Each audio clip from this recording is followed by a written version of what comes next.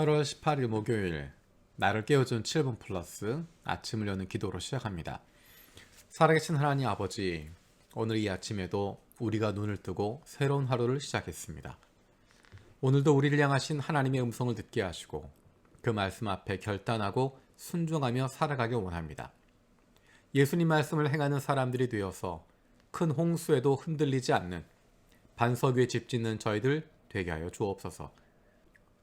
코로나에 대한 두려움에 움츠러드는 것이 아니라 코로나로 어려움 겪는 이들을 돌아볼 수 있는 하나님의 자녀들이 되게 하여 주옵소서. 힘들고 어려운 답답한 상황 가운데 있는 가정들을 위해서 기도합니다. 막막하고 힘들고 답답한 상황 가운데 있는 가정들이 많이 있습니다. 하나님께서 피할 길을 주시고 도움의 손길들을 보내주시기를 바랍니다. 지혜를 주시고 결단력을 주시고 하나님을 신뢰하고 나아갈 수 있는 믿음을 갖게 하여 주옵소서. 이 어려움의 시기가 의미 없이 도망쳐 다니는 기간이 아니라 오히려 하나님과 더욱 친밀해지고 솔직한 마음으로 하나님 아버지께 고백할 수 있는 기회가 되게 하여 주시길 원합니다. 아프가니스탄과 미얀마를 기억하며 기도합니다. 어려움을 당하고 있는 환난 가운데 있는 이들을 불쌍히 여겨 주시옵소서. 그 안에 있는 그리스도인들을 붙들어 주시고 하나님의 자녀들을 보호하여 주옵소서. 하나님의 나라가 그 땅에서도 선포되게 하시고 펼쳐지게 하시고 하나님의 자녀들이 아버지께로 돌아올 수 있는 문을 열어주시옵소서. 한국에서 다음 대통령을 세우는 일정이 있습니다. 이 과정 가운데 양국의 관계가 서로를 좋은 동반자로 세워갈 수 있는 관계가 되게 하여 주옵소서. 중국부를 위해서 기도합니다. 영혼 구원하는 교회가 되게 하여 주시고 가정교회로 전환하는 가운데 주님의 도우심과 재직들과 성도들이 하나가 되어지는 은혜가 있게 하여 주시옵소서. 중국부를 담당하는 표류용 목사, 곽태영 목사, 위둥 목사, 코티냐쿠 간사, 오레이엔 간사를 함께하여 주셔서 성령으로 주님께서 원하시는 일들을 잘 펼쳐나갈 수 있도록 인도하여 주옵소서. 일본부의 쿠보타 미호 간사를 위해서 기도합니다. 일본부 주일학교가 다음 세대가 성장하게 해주시고 봉사자와 교역자가 한마음 되어 사역할 수 있게 해 주옵소서. 특히 모임이 어려운 상황에 연락이 어려워진 가정들이 잘 회복될 수 있게 해주시고 온라인 모임 가운데서도 기대함을 가지고 참여할 수 있게 하여 주시옵소서. 우리 교회 목회 사역을 위해서 기도합니다. 형제 자매 자치회들이 좋은 믿음의 공동체로 세워지게 하여 주시옵소서. 자치회장들에게 복을 주시고 은혜를 주셔서 함께하는 영혼들과 기쁨을 누릴 수 있게 하여 주옵소서. 오늘 있을 예레미야 기도회를 위해서 기도합니다. 하나님께서 기뻐하시는 모임이 되게 하시고 성령으로 함께하여 주시옵소서. 우리 교회가 기도하는 교회가 되게 하시고 기도의 불이 온 교회 가운데 뜨겁게 일어날 수 있도록 은혜를 부어 주시옵소서. 오늘 저녁에 있을 일본부 목요 기도회를 위해서 기도합니다. 오프라인과 온라인으로 각자의 처소에서 깊이 있게 하나님을 만나게 하시고 기도할 수 있는 시간이 되게 하여 주시옵소서. 일본부가 다시 복음의 열정을 품게 하시고 한 영혼을 소중히 여길 수 있는 한 사람 한 사람으로 세워지게 하여 주시옵소서. 진학을 준비하는 자녀들을 위해서 기도합니다. 대학교 진학을 위해서 준비하는 자녀들, 고등학교 진학을 그리고 중학교 진학을 위해서 준비하는 하나님의 자녀들이 있습니다. 한 걸음 한 걸음 나아가는 가운데 하나님께서 그 걸음을 인도하여 주시옵소서. 공부해야 하는 이유를 알게 하시고 공부할 수 있는 집중력과 이해할 수 있는 지혜를 더하여 주시옵소서. 그 무엇보다도 하나님을 사랑하고 섬기는 마음을 갖게 하여 주옵소서. 육신의 연약함을 가지고 있는 지체들을 위해서 기도합니다. 그 회복을 위하여 기도하는 기도를 들어주시고 응답하여 주옵소서. 함께 기도하는 가족들을 위로하여 주시고 이러한 육신의 연약함으로 인하여 가족이 하나가 되고 하나님께로 가까이 나아갈 수 있는 기회가 되게 하여 주시옵소서.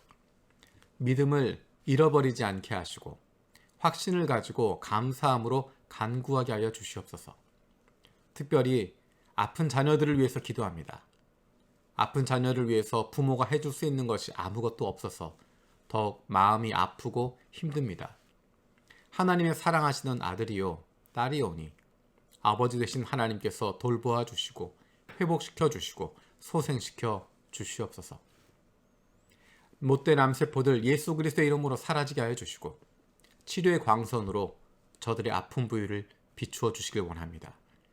예수 그리스도의 치료의 손길로 안수하여 주시고 새로운 세포들이 소생하게 하여 주시옵소서. 감사드리고 예수님의 이름으로 기도드립니다. 아멘. 오늘 함께 읽을 리바이블 21, 22 본문은 사무엘상 17장에서 20장까지 내용입니다. 사무엘상 17장에서 20장까지입니다.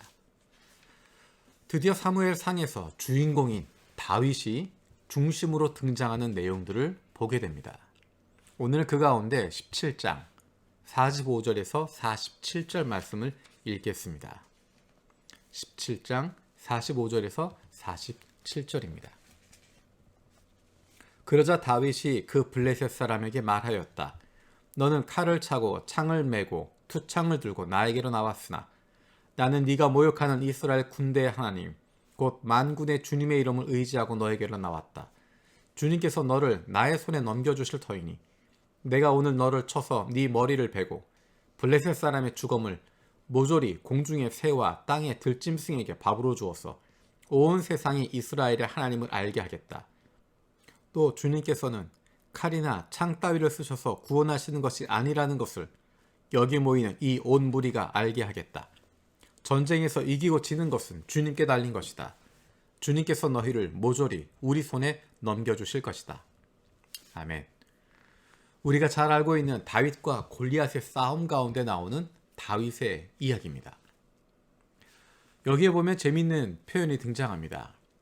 다윗이 나오는 모습을 보면서 다윗이 막대기를 가지고 물맷돌을 가지고 나오는 모습을 보면서 블레셋 사람 골리앗이 43절에 이렇게 이야기합니다. 네가 나를 개로 여기냐? 예, 맞습니다. 다윗은 그렇게 보고 있습니다. 이스라엘 백성들은, 이스라엘 군인들은 골리앗을 보면서 넘을 수 없는 장벽이라고 생각하고 무너뜨릴 수 없다라고 생각하는데 다윗은 그렇게 생각하지 않습니다. 골리앗이 이야기했던 것처럼 그냥 개로 여기는 것입니다. 별것 아니다 라고 생각하는 것입니다. 겉으로 보기에는 거인이지만 강한 것처럼 보이지만 무장을 하고 있지만 그런 거 가지고 하나님이 구원하는 거 아니다 라는 것입니다. 특별히 47절에 있는 내용은 이스라엘 백성들, 그 자리에 있었던 모든 군인들에게 선포하는 것입니다. 이렇게 이야기합니다. 주님께서는 칼이나 창 따위를 쓰셔서 구원하시는 것이 아니라는 것을 여기 모인 이 온 무리가 알게 하겠다. 전쟁에서 이기고 지는 것은 주님께 달린 것이다. 주님께서 너희를 모조리 우리 손에 넘겨주실 것이다.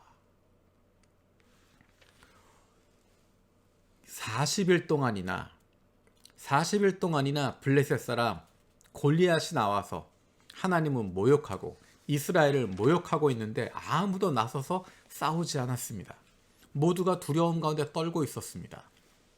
그런데 다윗이 나가서 이렇게 선포하는 것입니다. 직접적으로는 사울 왕에게 들으라고 하는 것이고 맏형이었던 엘리압에게 던지고 있는 메시지입니다. 그리고 그 자리에 있었던 이스라엘 모든 군대에게, 모든 군인들에게 외치고 있는 것입니다. 지금 골리앗이 가지고 있는 칼이나 창 그런 것으로 구원하시는 것이 아니라 하나님께서 승리를 주신다라는 것입니다. 하나님께서 이기고 지는 것은 하나님께 달린 것이다. 하나님께서 승리를 거두게 하신다라고 하는 것입니다. 이 메시지는 다윗 인생 전체를 흐르고 있는 가치관입니다. 이 마음을 붙잡고 있습니다. 앞으로 다윗이 활동하게 되고 싸움을 할 때마다 늘 그 중심에는 이 마음이 있습니다. 전쟁은 하나님께 속한 것이다. 승리는 하나님께서 주시는 것이다. 칼과 창에 있는 것이 아니라 하나님의 능력에 있다.